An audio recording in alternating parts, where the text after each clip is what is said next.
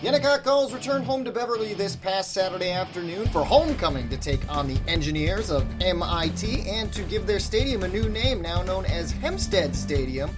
It was a tough first quarter for the Gulls, who fell behind early 14-0, but then in the second quarter, things got rolling as you see Sam Ouellette connect with Jake Pelletier for the first touchdown of the day for the Gulls. Pelletier would end up getting two of them on a pretty good afternoon for the wide receiver.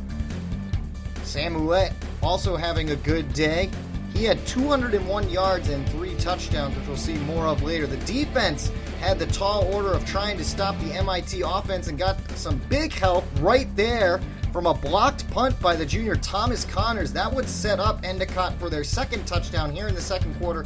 It would be Johari Johnson, already coming off a career day last week against Nichols. You see it again. He ended up having 88 yards rushing and that touchdown there in the second. That tied the game at 14 as we move into the second half. MIT back on offense. The Endicott defense trying to stop the high-powered offense of the Gulls, and Marjan Solomon bringing down the MIT quarterback. Again, the Engineers, the reigning champions of the NEFC. As you see, another big stop for the Endicott defense in the backfield. That time, Matt Dow being joined by Craig Anderson.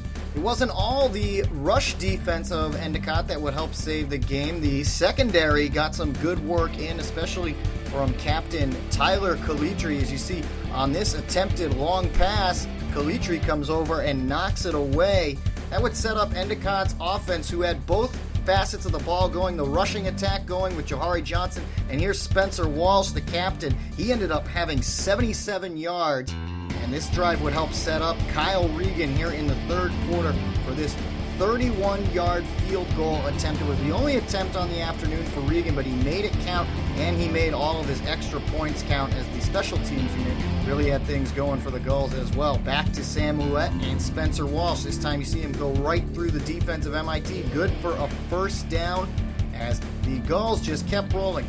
Again, Sam Ouellette finding Jake Pelletier. Here's that second touchdown. Pelletier would not be denied, shaking off a couple of tackles from MIT, really muscling his way through the Engineers and in for the second touchdown of the day and Endicott's first lead.